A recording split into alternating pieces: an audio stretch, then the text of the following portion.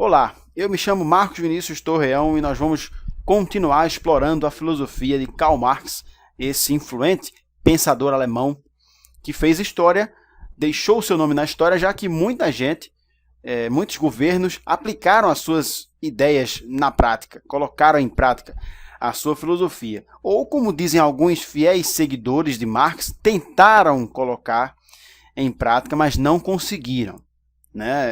Experiências como Cuba, a União Soviética, a China de Mao Tse-tung, a Coreia do Norte, o Vietnã, o Camboja, Laos, Zimbábue, enfim, foram várias tentativas sem sucesso, segundo os seguidores de Marx, de implantar a filosofia dele. Enfim, então vamos entender o que é o comunismo de fato e por que ele é a etapa final de um processo que começa com a revolução do proletariado. É bom a gente frisar que esse é o marco na filosofia de Karl Marx, que é quando ele instaura, digamos assim, quando ele sugere que a classe proletária deve se revolucionar. Ele não explica muito bem como é que ela acontece, como é que essa revolução acontece, mas ele sonha com isso, ele preconiza isso e anseia por isso. O proletário, a gente já sabe, porque já viu em outros vídeos, é aquele cara que é operário da fábrica, que vem do campo para a cidade, sem instrução, sem alfabetização, mas com vontade de ganhar dinheiro. E esse cara vem louco com vontade de ganhar dinheiro, porque a vida no campo já não é mais suficiente para as suas necessidades. Então ele acaba se submetendo à opressão do burguês, segundo Marx, que é o dono da fábrica. Ele entra na fábrica, doido para ganhar dinheiro, entra na fábrica e acaba oprimido pelo burguês, que se utiliza da mais-valia, que é aquele conceito que nós já vimos, que é quando o burguês coloca o cara para trabalhar mais horas do que fora acordado e ganhando menos do que fora acordado. Quer dizer, isso vai gerar mais lucro para o burguês e opressão para o pobre proletário, certo?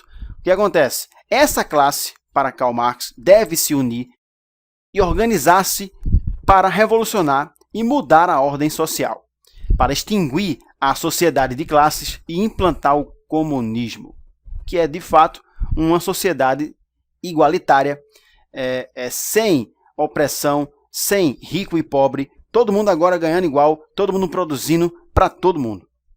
É como se fosse uma volta aos primórdios da humanidade, quando a Terra era de todos, quando tudo era de todos. Uma versão talvez um pouco russoniana da história. Rousseau falava muito nisso, e é inegável a influência de Rousseau na filosofia de Marx, sobretudo nessa parte de volta aos primórdios, de divisão da terra e dos bens da terra, que seria o comunismo, certo? Então o que acontece? Agora, o que é socialismo e o que é comunismo?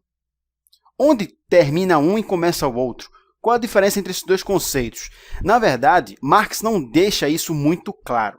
É mais uma distinção atual que nós fazemos entre esses dois conceitos. Socialismo, na cara dura, sim, seria mais ou menos o processo pelo qual o comunismo vai ser atingido.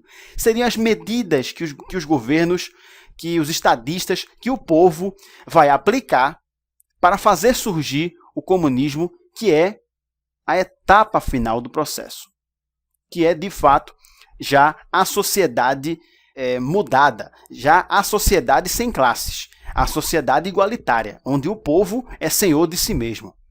Então, processo seria o socialismo. A etapa final seria o comunismo, certo? É como se fosse uma cadeia, uma coisa que leva a outra, causa e efeito. Socialismo, então, seria mais ou menos as medidas, como eu falei. Extinção de teto salarial, extinção do mercado ou controle do mercado, como a gente vê na prática em alguns países, extinção do capital, enfim, essas medidas que o povo vai tomar para gerar o comunismo, certo? Então é assim que a coisa acontece. Agora, na prática, esse tal de comunismo não é tão bonzinho assim. Pelo menos as nações que tentaram aplicá-lo se deram mal, sua economia entrou em grande recessão, depois entrou em colapso. Enfim, temos a Cuba, de Fidel Castro e Che Guevara, que ainda hoje vem passando por sérias dificuldades econômicas, dependia muito da União Soviética, mas depois disso a coisa desandou. Temos a própria União Soviética, que em 90 entrou em colapso, sua economia decaiu, já estava em frangalhos, e com a queda do Muro de Berlim, aí é que a coisa, de fato, piorou. Ali foi o marco de uma nova era, que foi a era pós-comunista na Rússia. Houve independência de várias nações que eram ligadas à União Soviética. A União Soviética se fragmentou, tornou-se Rússia, tornou-se Ucrânia, Bielorrússia, Azerbaijão, Turcomenistão, Uzbequistão, enfim. Muitos países se tornaram independentes porque já não aguentavam mais esse regime comunista e caíram fora. Outro exemplo é a Coreia do Norte, que ainda hoje tenta levantar o queixo e peitar o mundo inteiro com sua política absurda e desumana, muitas vezes, porque nesse país muita gente passa fome, a energia é muito racionada, porque a produção é centralizada. A produção é toda do Estado, tudo está sob controle do Estado. Esse Estado se diz o povo.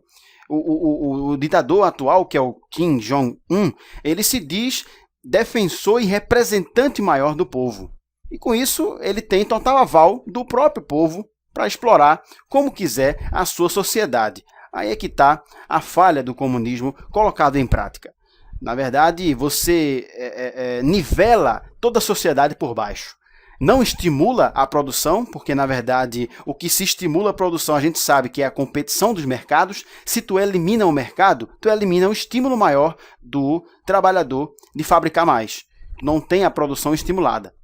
E com isso ocorre recessão, ocorre muitas vezes fome e tudo mais. E a China, de Mao Tse-tung, que foi o único país desses 4 aqui que conseguiu sobreviver, conseguiu fazer sua economia crescer, e só porque abandonou o comunismo no âmbito econômico.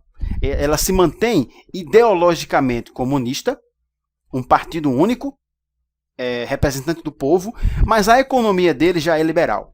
Já abriu os mercados, já deixou o dinheiro circular livremente, sem barreiras e tudo mais.